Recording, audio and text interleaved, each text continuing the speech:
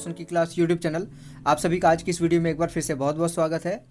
आज हम देखेंगे क्लास 7 यानी कि कक्षा 7 के विज्ञान विषय का अध्याय 1 चैप्टर 1, जिसका नाम है पौधों में पोषण। तो आशा करता हूँ आप लोग पूरा अध्याय पढ़ चुके होंगे और मैं एक बार रिवाइज भी कर देता हूँ। यहाँ पे इंपॉर्टेंट पॉइंट मैं लिख के ले आया हूँ आप लोगों के लिए, अध्याय की जो समीक्षा करेगा। और अगर आप लोगों ने ध्यान से नहीं भी पढ़ा होगा कोई ये चैप्टर, तो आपको इतना ही चीज़ें देखने के बाद रिवाइज हो जाएगा सारा चीज़। तो यहाँ पे देख लीजिए, यहाँ पे पॉइंट वाइज मैंने बना रखा है। पहला पॉइंट यहाँ पे, सूर्य सभी सजीव प्राणियों के लिए ऊर्जा का चरम स्रोत है। यानी कि सभी जीव जंतुओं के लिए सूर्य एक ऐसा स्रोत है जिससे हम एनर्जी प्राप्त करते हैं, ऊर्जा प्राप्त करते हैं। अगला पॉइंट है, हरे पौधों में भोजन संश्लेषण की प्रक्रिया सूर्य के प्रकाश की उपस्थिति में होता है, जिसे प्रकाश संश्लेषण कहते हैं। अगला पॉइंट है, पत्तियों में एक हरा वर्णक होता है जिसे क्लोरोफिल कहते हैं। नेक्स्ट पॉइंट है, क्लोरोफिल सूर्य के प्रकाश की ऊर्जा को ग्रहण करने में सहायता करता है पौधों के लिए। अगला पॉइंट है, कार्बन डाइऑक्साइड एवं जल प्रकाश संश्लेषण के लिए कच्चे माल का कार्य करते हैं। अब इसी से आप लोगों को पता चल गया होगा कि जो पौधे कार्बन डाइऑक्साइड अवशोषित करते हैं वो किस लिए अवशोषित करते हैं। ठीक है। अगला पॉइंट है, ऑक्सीजन जो सभी सजीव प्राणियों के जीवन की जीविता के लिए आवश्यक है, प्रकाश संश्लेषण की क्रिया के दौरान बनता है। ठीक। अगला पॉइंट है, पौधे प्रकाश संश्लेषण के दौरान भोजन के रूप में कार्बोहाइड्रेट बनाते हैं। नेक्स्ट पॉइंट है, पत्तियों में स्टार्च, जिसको हम हिंदी में मंड कहते हैं, की उपस्थिति प्रकाश संश्लेषण का होना दर्शाता है। अगला पॉइंट है, कार्बोहाइड्रेट कार्बन, हाइड्रोजन एवं ऑक्सीजन से बना होता है। ठीक है। कार्बोहाइड्रेट जो होता है उसमें आपका कार्बन, हाइड्रोजन और ऑक्सीजन, ये तीनों चीज़ें होती हैं। जिसमें आप लोगों को मैं बता दूं कि यहाँ पे कार्बन और ऑक्सीजन की एक एक अणु होते हैं और हाइड्रोजन के 2 अणु होते हैं। अगला पॉइंट है, मृदा में कुछ जीवाणु होते हैं जो गैसीय नाइट्रोजन को उपयोगी रूप में परिवर्तित कर देते हैं और इसे मृदा में छोड़ देते हैं, यानी कि मिट्टी के अंदर छोड़ देते हैं। अगला पॉइंट है, कीटों में भक्षण करने वाले पौधों को कीटभक्षी पादप कहते हैं। कुछ जीव एक दूसरे के साथ रहते हैं तथा आवास एवं पोषण तत्व एक दूसरे से बांटते हैं, इसे सहजीवी संबंध कहते हैं। नेक्स्ट पॉइंट है, लाइकेन सहजीवी संबंध का एक उदाहरण है। नेक्स्ट पॉइंट है, कार्बोहाइड्रेट, प्रोटीन, वसा, विटामिन एवं खनिज हमारे भोजन के संगठक होते हैं। यानी कि जो हमारे भोजन के मुख्य चीज़ें होती हैं वो कार्बोहाइड्रेट होता है, प्रोटीन होती है, जिसकी एक मानव को अत्यधिक ज़रूरत होती है, जीवित प्राणियों को, सभी को इन सभी चीज़ों की ज़रूरत होती है। कार्बोहाइड्रेट हो गया, प्रोटीन हो गया, वसा हो गया, विटामिन्स हो गया एवं खनिज, हमारे जो खनिज लवण कहते हैं जिसको, इन सभी चीज़ों की ये सारी चीज़ें ज़रूरी होती हैं जीवित प्राणियों के लिए। अगला पॉइंट है, लास्ट पॉइंट है, हमारे शरीर के लिए भोजन के संगठक आवश्यक होते हैं जिन्हें पोषक कहा जाता है। ये इतनी सारी चीज़ें ज़रूरी इसलिए थी क्योंकि आप लोगों को ये सारी चीज़ें पता होनी चाहिए। कोई भी किसी भी चैप्टर का कोई भी क्वेश्चन आंसर आप कर रहे हैं, क्वेश्चन करने के पहले आप लोगों को उस चैप्टर से सारी डिटेल में इसी तरीके से चीज़ें लिख लेनी चाहिए, जिससे आप लोगों को क्वेश्चन आंसर करने में आसानी होगी। अब आते हैं हम अभ्यास प्रश्न पे। क्वेश्चन नंबर 1 है, जीवों को खाद्य की आवश्यकता क्यों होती है? तो यहाँ पे देख लीजिए लिखा गया है, जीवों को खाद्य की आवश्यकता निम्न कारणों से होती है। पहला, काम करने के लिए ऊर्जा की आवश्यकता होती है। दूसरा, शरीर निर्माण के लिए। तीसरा, शरीर के टूट फूट की मरम्मत के लिए। और लास्ट में चौथा पॉइंट है, कोशिकाओं को नियमित ऊर्जा प्रदान करने के लिए। ठीक है। तो इसीलिए हमको जितने जीवित प्राणी हैं उन सभी को खाद्य की आवश्यकता इसीलिए पड़ती है मुख्य रूप से। दूसरा क्वेश्चन है, परजीवी एवं मृतजीवी में अंतर स्पष्ट कीजिए। तो यहाँ पे देख लीजिए उत्तर लिखा गया, परजीवी पहले लिखा गया है, उसमें 2 पॉइंट यहाँ पे मैंने लिखा है। पहला है, ये अपना भोजन अन्य जीवों से प्राप्त करते हैं।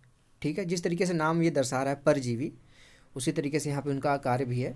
ये अपना जो भोजन होते हैं परजीवी, वो दूसरे जीवों से प्राप्त करते हैं। दूसरा पॉइंट है यहाँ पे, परजीवी सामान्यतः परपोषी के शरीर के ऊपर या भीतर रहते हैं। ठीक है। अब यहाँ पे देख लेते हैं जिससे इसका कंपेयर किया गया है, मृतजीवी का पहला पॉइंट है, मृतजीवी अपना पोषण जीवों के मृत एवं सड़े गले जैविक पदार्थों से प्राप्त करते हैं। और दूसरा पॉइंट है, मृतजीवी मृत और सड़े गले पदार्थों के ऊपर रहते हैं। अब तीसरा यहाँ पे क्वेश्चन आता है, आप पत्ती में मंड यानी कि स्टार्च की उपस्थिति का परीक्षण कैसे करेंगे? ठीक है। यहाँ पे पत्ती है, इसको ध्यान से आप सही कर लीजिएगा। पहला यहाँ पे है इसका उत्तर, पत्तियों पर आयोडीन विलयन की बूंदें गिराकर हम मंड की उपस्थिति का परीक्षण कर सकते हैं। ठीक है। और दूसरा पॉइंट है, जब आयोडीन विलयन मंड यानी कि स्टार्च के संपर्क में आता है तो उसका कलर गहरा नीला रंग का हो जाता है। अब अगला क्वेश्चन है, चौथा क्वेश्चन, हरे पादपों में खाद्य संश्लेषण प्रक्रम का संक्षिप्त विवरण दीजिए। तो इसका उत्तर देख लीजिए, यहाँ पे दिया गया है। पहला पॉइंट है, पादपों में खाद्य संश्लेषण प्रकाश संश्लेषण की क्रिया द्वारा संपन्न होता है। और दूसरा यहाँ पे पॉइंट है, प्रकाश संश्लेषण के दौरान पत्ती की क्लोरोफिल युक्त कोशिकाएं सूर्य के प्रकाश की उपस्थिति में कार्बन डाइऑक्साइड एवं जल के कार्बोहाइड्रेट का संश्लेषण करती हैं। अब पांचवा पॉइंट है, किसी प्रवाह चित्र की सहायता से दर्शाइए कि पादप भोजन के मूलभूत स्रोत हैं। तो यहाँ पे आपका देख लीजिए, चित्र में आपके बुक में होगा, उस चित्र से आप दर्शा सकते हैं। इसको बच्चों आप लोगों को खुद करना होगा, एक क्वेश्चन तो आप लोग को खुद करना होगा, चित्र आप लोगों के पास होगा आपके बुक में। अब अगला पॉइंट है, यहाँ पे छठवां क्वेश्चन है। छठवें क्वेश्चन में लिखा गया है, रिक्त स्थानों की पूर्ति कीजिए। रिक्त स्थानों में यहाँ पे देख लीजिए, टोटल आपके 4 हैं यहाँ पे क्वेश्चन, क ख ग घ। तो पहला है, क्योंकि हमें हरे पादप अपना खाद्य स्वयं बनाते हैं इसलिए उन्हें क्या यहाँ पे होगा, इसको क्या कहेंगे, स्वपोषी, यानी कि वो खुद पे के ऊपर डिपेंड रहते हैं, किसी दूसरे के ऊपर डिपेंड नहीं रहते अपना खाना बनाने के लिए, खाद्य बनाने के लिए, इसलिए उनको स्वपोषी कहते हैं। यहाँ पे जो फिल्म यहाँ पे करना होगा स्वपोषी होगा। ख है, पादपों द्वारा संश्लेषित खाद्य का भंडारण के रूप में किया जाता है। तो यहाँ पे है ख का मंड यहाँ पे भरा जाएगा, इसको स्टार्च कहते हैं। ग है, प्रकाश संश्लेषण के प्रक्रम में जिस वर्ण द्वारा सौर ऊर्जा संग्रहित की जाती है उसे क्या कहते हैं, क्लोरोफिल कहते हैं। अभी मैंने स्टार्टिंग में आपको जो अभी इस अध्याय का आपके पॉइंट लिखवाया था स्टार्टिंग में, इंपॉर्टेंट पॉइंट उसमें ये था। और घ है, प्रकाश संश्लेषण में पादप वायुमंडल से कार्बन डाइऑक्साइड लेते हैं। अभी मैंने आपको स्टार्टिंग में बताया था, कार्बन डाइऑक्साइड लेते हैं तथा डैश डैश डैश का उत्पादन करते हैं। किसका उत्पादन करते हैं, ऑक्सीजन का उत्पादन करते हैं। यहाँ पे ऑक्सीजन, यहाँ पे कार्बन डाइऑक्साइड पहले में भरा जाएगा और ऑक्सीजन दूसरे में भरा जाएगा। ठीक है। अब इसके बाद 7वां क्वेश्चन आता है आपका, निम्न कथनों से संबंध परिभाषित शब्द बताइए। ठीक है। यहाँ पे देख लीजिए, क ख ग है, 3 यहाँ पे क्वेश्चन दिए गए हैं, इनको आपको करना है। पहला है, क है, पीत दुर्बल तने वाला परजीवी पादप। तो यहाँ पे इसमें आपका इसका आंसर हो जाएगा अमरबेल। ख है, एक पादप जिसमें स्वपोषण एवं विषमपोषी दोनों ही प्रणाली पाई जाती है, इसको क्या कहते हैं, घटपर्णी। और ग है यहाँ पे क्वेश्चन, वे रंध्र जिनके द्वारा पत्तियों में गैसों का आदान प्रदान यानी कि विनिमय होता है उसको क्या कहते हैं, पर्णरंध्र। ठीक है। ये सारी चीज़ें आप देख के लिख लीजिएगा। 8वां क्वेश्चन है, सही के सामने सही का चिन्ह लगाना है आपको। यहाँ पे देख लीजिए, यहाँ पे 4 ऑप्शन दिए गए हैं, क के में 4 ऑप्शन है, ख में 4 ऑप्शन है। ठीक है। इसको आपको सही के सामने सही का आपको निशान लगाना है। तो यहाँ पे देख लीजिए, पहला क्वेश्चन है, यहाँ पे पहले हम देख लेते हैं। अमरबेल उदाहरण है, किसका उदाहरण है, अमरबेल है आपका दूसरे के ऊपर आश्रित रहता है। जानते हैं आप लोगों ने देखा होगा, किसी भी वृक्ष पे खास तौर से आप देखेंगे, कोई लता किसी भी नीम के ऊपर चढ़ गई है, नीम के पेड़ के ऊपर या फिर पीपल के पेड़ के ऊपर, किसी भी पेड़ के ऊपर वो चढ़ के अपना भोजन उस वृक्ष के द्वारा प्राप्त करता है, ना कि स्वयं के द्वारा प्राप्त करता है। तो उसको क्या कहते हैं, परजीवी। पर मतलब दूसरा, जीवी मतलब जीवित रहता है, दूसरे के ऊपर आश्रित रहता है वो। अब दूसरा यहाँ पे ख है, कीटों को पकड़कर अपना आहार बनाने वाले पादप का नाम क्या कहते हैं उसको। यहाँ पे देख लीजिए, इसका तीसरा ऑप्शन है घटपर्णी पिचर पादप। ठीक है। इस क्वेश्चन का भी आंसर यहाँ पे मैंने नीचे लिख दिया है। अब आपको 9वें क्वेश्चन में एक मिलान करना है, कॉलम ए से कॉलम बी को सही मिलान करना है आपको। यहाँ पे देख लीजिए, यहाँ पे क है, ख है, ग है, घ है और अंग है। तो क्लोरोफिल का क का किससे होगा, चौथा होगा, पत्ती में होता है। नाइट्रोजन कहाँ पे होता है, नाइट्रोजन आपका पहला है जीवाणु, इसको मृदा में छोड़ देते हैं, स्टार्टिंग में मैंने बताया था। अमरबेल परपोषित है, आप यहाँ पे देख लीजिए, ग का परजीवी है, अभी मैंने इसके पहले क्वेश्चन में बताया आपको। घ का दूसरा है, यानी कि जंतु जो है परपोषित होते हैं। और लास्ट में कीटभक्षी जो होते हैं वो कौन होते हैं, तीसरा है घटपर्णी।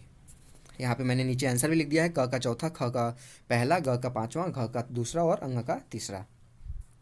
अब लास्ट में है 10वां यह क्वेश्चन, निम्न कथनों के में से सत्य एवं असत्य कथनों का चयन कीजिए। तो पहला है यहाँ पे क देख लीजिए है क्वेश्चन, प्रकाश संश्लेषण में कार्बन डाइऑक्साइड मुक्त होती है, तो नहीं, कार्बन डाइऑक्साइड अवशोषित होती है, ऑक्सीजन मुक्त होती है, तो यह असत्य है, गलत है बिल्कुल ये।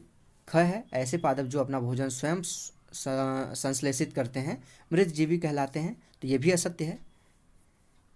ग है प्रकाश संश्लेषण का उत्पादन प्रोटीन नहीं है, तो बिल्कुल गलत है